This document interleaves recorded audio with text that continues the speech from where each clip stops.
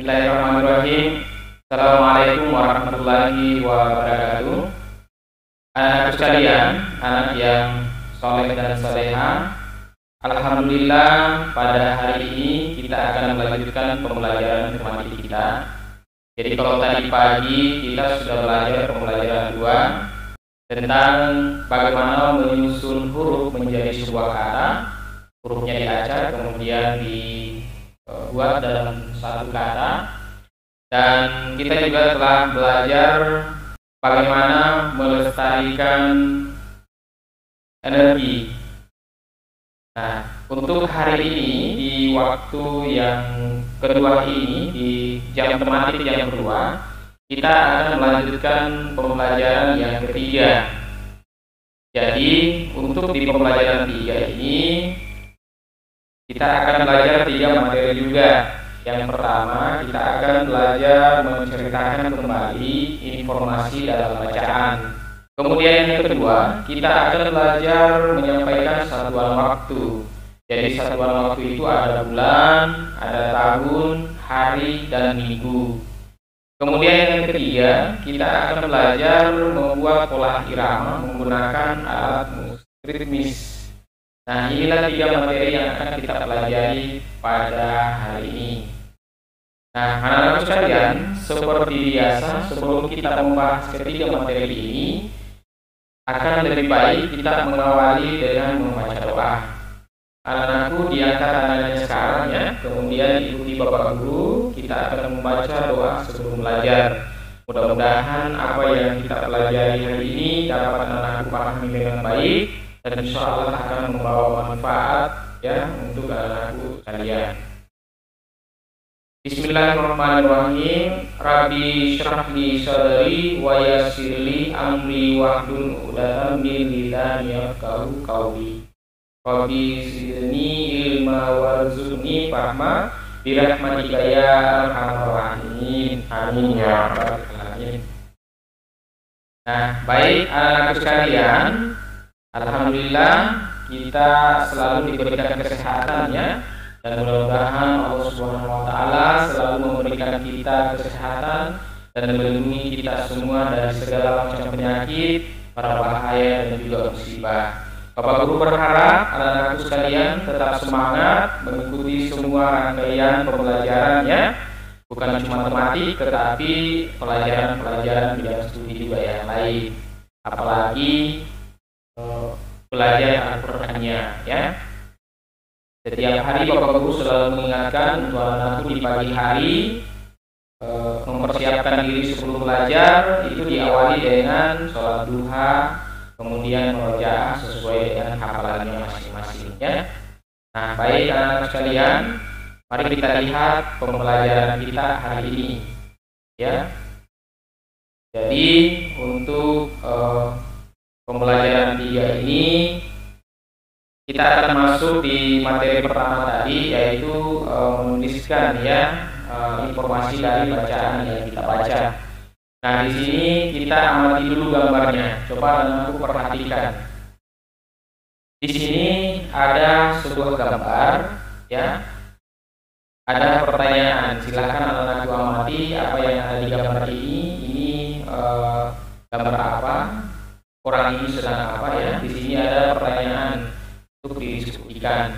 Diskusikan pertanyaan-pertanyaan berikut bersama temanmu ya. Tentu saja karena sekarang kita belajar di rumah ya, temannya tidak ada yang bersama ya. Anak-anakku sedang bersama dengan keluarga di rumah, mungkin ada yang bersama dengan kakaknya, ada yang didampingi oleh orang tuanya, ibu atau ayahnya ya, atau mungkin keluarga yang lain. Nah, pertanyaan pertama, apakah yang sedang dilakukan orang-orang yang tampak dalam gambar? Anak-anakku coba lihat. Nah, ini sedang apa? Kalau saya melihatnya, ini ketiga orang ini sedang antri untuk mengambil air di sebuah danau ya, danau kecil ini ya. Ini ada airnya, mungkin mereka kehabisan air ya. Mengapa orang-orang itu melakukan hal tersebut? Ya, mungkin di rumahnya lagi kehabisan air ya, karena di musim kemarau mungkin ya mereka kehabisan air, sehingga mereka harus mengambil air di tempat yang jauh. Ya, jadi anak sekalian, air itu sangat penting dan sangat kita butuhkan dalam kehidupan kita. Makanya kita harus selalu melestarikan air. Seperti kita di pembelajaran 2 sudah menyinggung bagaimana anak-anak itu harus melestarikan air, ya. Oke, baik itu air sungai, ya, air laut maupun air dalam tanah. Nah, sekarang coba kita lihat bacaannya. Nanti kita akan mendapatkan beberapa informasi dari bacaannya hari ini, ya. Ayo membaca. Langkahnya kesediaan sumber air bersih merupakan masalah yang terdapat di sekitar kita. Oleh sebab itu, melestarikan sumber air merupakan kewajiban kita semua. Bagaimana cara melestarikan sumber air? Bacalah informasi dalam teks di bawah ini. Nah, anak-anak sekalian, di teks ini kita akan membaca dan menemukan informasi tentang bagaimana cara melestarikan sumber air, ya. Jadi ayo kita baca sama-sama, ikuti Bapak Guru. Hemat energi. Air merupakan sumber energi bagi makhluk hidup. Kita membutuhkan air untuk berbagai kebutuhan seperti minum, memasak, dan mencuci. Namun, kita juga harus menggunakannya secara bijak. Kita wajib menjaga dan merawat melestarikan sumber air. Jika sumber air tidak dilestarikan, akan terjadi krisis air bersih atau kekeringan. Kekeringan biasanya terjadi ketika musim kemarau panjang. Kekeringan dapat menyebabkan kita sulit mendapatkan air bersih untuk memenuhi keperluan sehari-hari. Agar terhindar dari kesulitan air bersih tersebut, kita harus membiasakan diri berperilaku hemat air. Salah satunya dengan cara menutup keran air yang sedang tidak digunakan. Selain itu, kita juga dapat menjaga kelestarian air dengan tidak mencemari sumber air. Misalnya dengan tidak membuang sampah atau limbah di sungai. Selain itu, menanam pohon juga dapat meningkatkan cadangan air dalam tanah. Jadi, anak-anak sekalian, ada beberapa informasi yang kita dapatkan dari teks tadi. Di antaranya bagaimana kita melestarikan air.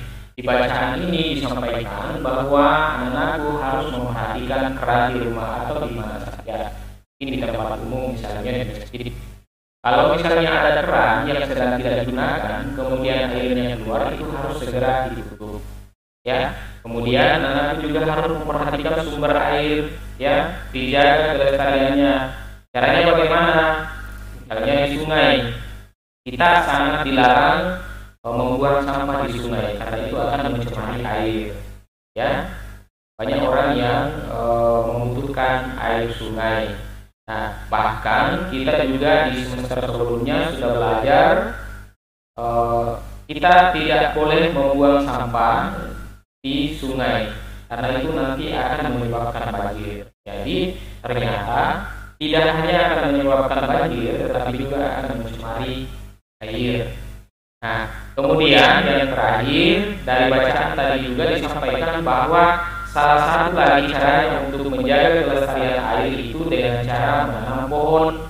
Nah, makanya kita juga sering mendapatkan informasi bahwa masyarakat dilarang menebang pohon secara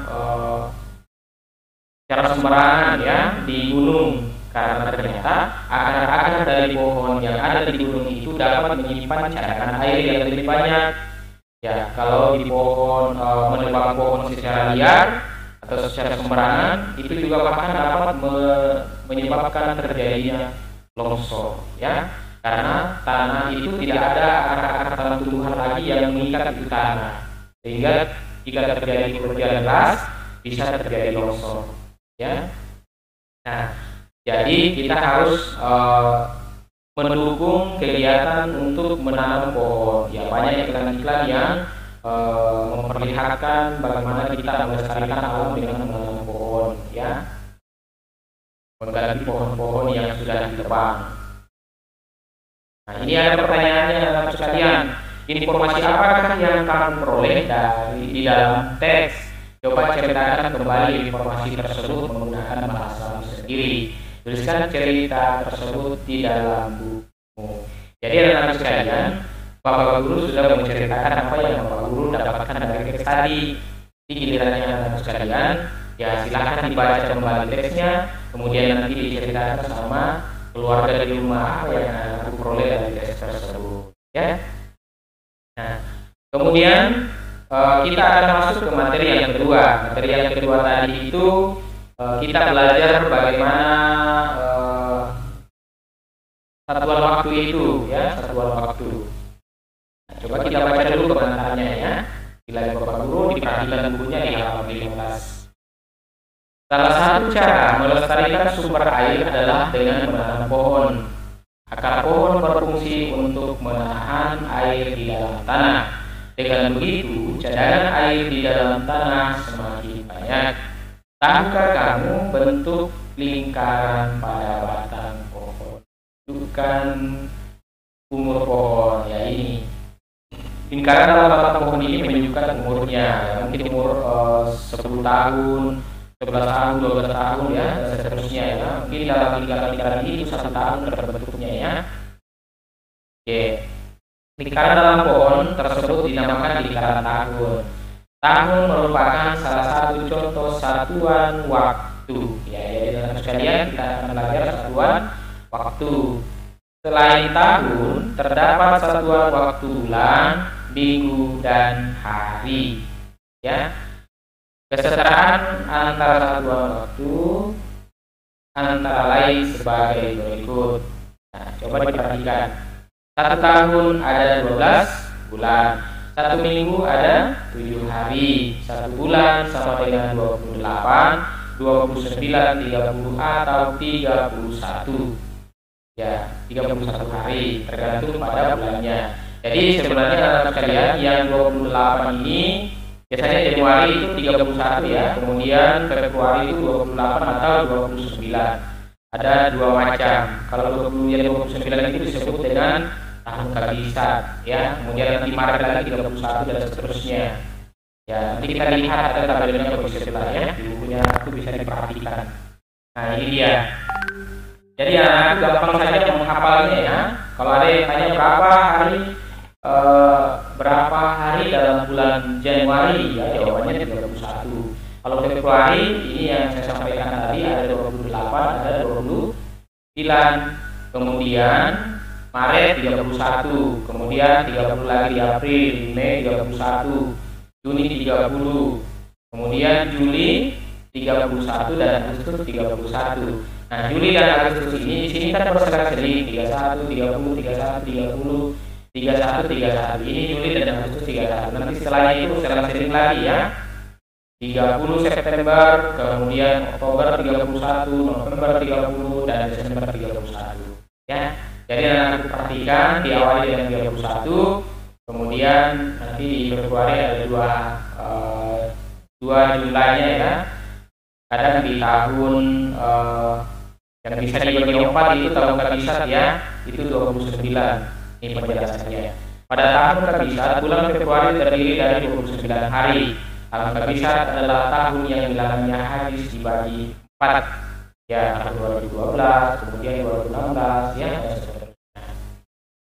Itu yang tahunnya habis dibagi 4 itu nanti akan jumlah bulannya itu, jumlah harinya di bulan Februari itu akan 29. Ini 2016 lalu, ya, 29. Tapi kalau anak perhatikan kalender yang sekarang, maka itu akan 28 hari saja, ya. Nah, pada tahun lainnya bulan Februari terdiri dari 4 minggu tepat, ya. Kalau tepat 4 minggu berarti 28 hari, ya. Karena kan 1 minggu itu kan 7 hari, kemudian 2 minggu kan 14, kemudian 3 minggu 21, dan 28 itu 3 minggu. 4 minggu, ya, 28 hari. Ini 28 hari. Nah, satuan waktu dapat diubah menjadi satuan waktu lainnya. Perhatikan contoh berikut. Nah, 2 tahun sama dengan ya 2 kali 12. Kenapa dikali 12? Karena 1 tahun 1 bulan 12 bulan. Berarti kalau 2 tahun ya 2 kali 12, 2 kali 12 bulan. Berarti 24 bulan. Kalau 3 tahun berapa? Ya 3 dikali 12 bulan dan seterusnya. Kemudian kalau 1 minggu berapa hari? 7 hari. Berarti kalau 3 minggu ya 3 kali 7 hari. Kenapa 3 kali? Karena 3 minggu. 1 minggu kan 7 hari. Berarti 3 kali 7 21 hari. Kalau 4 minggu berapa? 4 dikali 7 hari. Berarti 4 minggu itu sama dengan 28 hari. Tadi ya 28 hari. Nah, bulan Maret terdiri dari 31 hari atau 4 minggu 3 hari. Mana bulan Maret? Ini dia bulan Maret 31. Kalau 31 itu berapa hari? Berapa minggu? Ada 4 minggu, kemudian setelah 4 minggu itu kan 28, 29, 30, 31. Berarti masih ada sisanya 3 hari. Berarti 4 minggu 3 hari. 31 hari, 28 hari itu kan ini 28 kan 4 minggu, kemudian ditambah 3 hari lagi ya. Berarti 28 itu dibagi 7 dapat 4. Kemudian ditambah 3 hari lagi. Nah, kapankah kamu lahir? Berapa jumlah hari dalam sebulan pada bulan kelahiranmu? Jawablah pertanyaan berikut. Nah, ini permainannya anak sekalian. Anak-anak silakan isi bukunya di rumah ya, sambil nonton videonya Bapak Guru. Boleh di pause dulu, di stop dulu videonya. Kemudian anak-anakku kerjakan ini permainannya ya. Bapak Guru juga sudah mengisi. Misalnya Bapak Guru menuliskan tanggal lahir, tapi untuk kali ini Bapak Guru tidak menuliskan tanggal lahirnya Bapak Guru karena Bapak Guru tahunya sudah terlalu jauh ya. Bapak Guru mencoba memasukkan tanggal lahirnya ada Isam ya. Oke, misalnya Isam yang mengisi ini ya. Aku lahir pada tanggal berapa? Misalnya pada tanggal 18 Agustus 2013. Anak-anak silakan dituliskan di rumah sesuai dengan tanggal lahirnya masing-masing ya. Kemudian jumlah hari dalam bulan itu adalah ya Agustus berapa? Oh 31. Tulis 31 hari. Atau berapa minggu? Nah, sama dengan tadi. Kalau dia 31 berarti ada 28 hari dulu diambil itu 4 minggu. Kemudian ditambah ya tambah 3 hari. Nah, 4 minggu tambah 3 hari. Ya, silakan anak-anak di rumah. Kalau ada yang bulan Februari lainnya, tentu saja di sini bukan 3 hari, tetapi kalau dia lahir di tahun Kabisat, berarti 4 minggu 1 hari. Tapi kalau dia bulan selain bulan Kabisat atau yang pas 28 hari, berarti 4 minggu 0 hari. Silakan diisi sesuai dengan tanggal lahirnya anak-anakku. Begitupun dengan bulan yang lain. Kemudian selisih waktu aku lahir dengan akhir bulan sebelumnya adalah 18 hari. Kenapa 18 hari? Ya, silakan dihitung. Sebelum Agustus kan Juli 31 ya, berarti 31. Kemudian setelah 31 kan tanggal 1, tanggal 2, tanggal 3, tanggal 4, 5, 6, 7, 8, 9, 10, 11, 12, 13, 14, 15, 16, 17, 18. Ya, berarti setelah 31 di Juli berarti 18 hari ya. 18 hari ini berapa minggu? Berapa minggu dan berapa hari? Oh, ternyata ada 2 minggu lebih 4 hari. Ya, 2 minggu itu kan 14 hari ya. 14 hari ditambah 4 berarti 18 hari di sini ya. Dikonversi ke minggu dulu, kemudian sisanya ditulis. Kemudian kita lanjutkan. Selisih waktu aku lahir dengan awal bulan setelahnya adalah berapa hari? Nah, dihitung lagi setelah 18 sampai awal bulannya, berarti awal bulan September, berarti tanggal 1 September. Berarti 18, 19, 20, 21, 22, 23, 24, 25, 26, 27, 28. 29, 30, 31 Agustus ya, kemudian 1. Nah, berarti ada 14 hari. 14 hari selisihnya ya. Nah, 14 hari itu berapa? Oh, ternyata dia pas 2 minggu, kemudian 0 hari. Nah, seru kan permainannya anak sekalian? Oke, silahkan dipraktikkan sesuai dengan caranya di rumah. Nah, sekarang kita akan lanjutkan pelajaran ke materi yang ketiga. Untuk materi yang ketiga ini kita akan mengenal alat-alat musik ritmis. Ya, jadi saya akan bacakan. Selain membantu peresapan air, pohon memiliki manfaat lain. Kayu dari pohon digunakan untuk membuat berbagai benda. Salah satunya adalah untuk membuat alat musik seperti pada gambar berikut. Jadi ini ada dua yang diperlihatkan alat musik ritmis di sini ya. Yang pertama ada gendang, kemudian klarinet ya, dan banyak lagi lain alat musik ya, alat musik ritmis.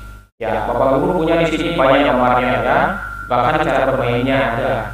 Ya, yang pertama adalah komo ya, ini gambarnya komo. Kemudian bagaimana cara memainkannya, dipukul. Kemudian marakas, ya marakas ini digoyang-goyangkan ya. Kalau digoyang-goyangkan itu akan bunyi-bunyi, ada isinya di dalam yang bunyi-bunyi ya. Bunyinya hampir sama dengan ini ya, tamborin ini. Kalau yang ini yang di depan, kalau yang ini di satu dipukul ya. Nah, dipukul-pukul ini juga dipukul-pukul seperti ini ya, supaya bunyi.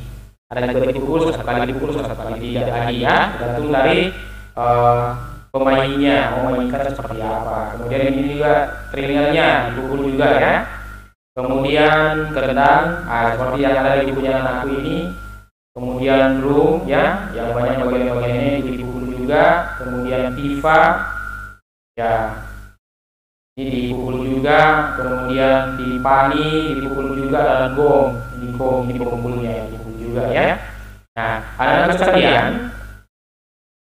bernyanyi dengan diiringi alat musik terdengar lebih indah. Nah, ayo menyanyikan lagu bersama-sama diiringi alat musik ritmis.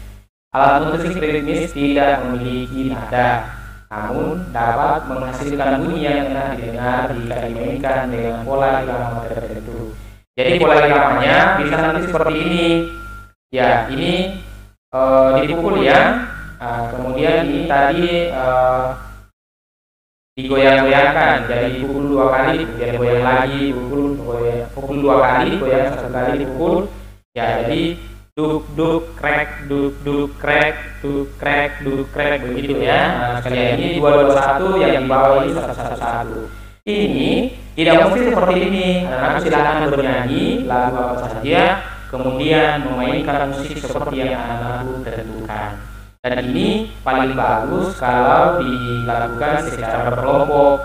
Makanya di sini sebenarnya seandainya sekolah kita akan tugaskan anak-anakku membuat alat musik yang ada, atau mungkin sekolah bisa menyiapkan alat musiknya. Setelah itu kita bagi setiap kelompok itu, kita bagi kelompok. Setiap kelompok itu memiliki 4 anggota. Nanti ada yang pegang alat musik yang berbeda ya, mungkin 2 atau 3 dan 1 orang akan menyanyi. Ya, ini enak sekali dipraktikkan di sekolah sebenarnya ya, seandainya kita masuk sekolah. Tapi tidak apa-apa, kita bersabar saja sekalian. Mudah-mudahan nanti ketika kelas 4 anakku sudah masuk sekolah, supaya semua hal-hal yang kegiatan-kegiatan yang bisa kita lakukan secara berkelompok kita bisa lakukan di sekolah kembali seperti biasa ya. Amin. Semoga pandeminya cepat berlalu ya, virus coronanya cepat hilang, supaya kita bisa sekolah kembali lagi seperti biasa. Amin. Nah, baik anak-anak sekalian, alhamdulillah kita sudah menyelesaikan 3 materi hari ini ya, dan sekarang kita akan lihat latihannya. Nah, anak-anak sekalian, seperti biasa Bapak Guru tidak akan menugaskan semuanya. Bapak Guru sudah melihat-lihat ini, ternyata di sini dari 3 nomor, Bapak Guru hanya akan menugaskan 2 saja. Ya, tugasnya yaitu nomor 2 dan nomor 3. Silakan ditandai bukunya halaman 18, ditandai nomor 2 dan nomor 3. Kalau nomor 1 ini anak-anakku sudah pintar-pintar semua membuat kalimat ya. Yang jelas seperti biasa Bapak Guru selalu ingatkan untuk membuat kalimat. Misalnya hemat energi ini dibuat kalimat, anak-anak harus perhatikan bahwa kata ini harus ada di dalam kalimat itu. Kemudian kalimat yang anak buat harus ada artinya, bagus artinya. Kalau mau mencoba apakah artinya bisa dipahami atau tidak, setelah dibuat silakan disuruh ayah dan ibunya atau kakak di rumah baca. Kalau dia paham apa artinya, berarti kalimatnya anak sudah bagus, ya, sudah benar. Tapi nomor 1 ini Bapak Guru tidak akan jelaskan. Bapak Guru hanya akan menjelaskan nomor 2 dan nomor 3. Untuk nomor 2 ini sudah jelas sekali, ya. Jadi anakku tinggal lihat tadi ada contohnya. Yang nomor 2 itu istilah titik-titik dengan bilangan yang tepat. 7 tahun berapa bulan? Anakku sudah tahu tadi kan bahwa 1 tahun itu kan jumlahnya 12 bulan, ya. Kemudian kalau 7 tahun berarti 7 dikali 12. Begitupun ini hanya perbandingannya. 36 itu berapa? 36 bulan itu berapa tahun? Anakku silakan dibagi 12. Ini dibagi 12. Boleh dikurangi bersusunnya atau dikurang 12 dulu, kemudian dikurang 12 lagi, kemudian dikurang 12 lagi sampai dia 0. Atau mungkin ada sisanya, ya, tapi ini kalau saya lihat ini tidak ada sisanya, ya.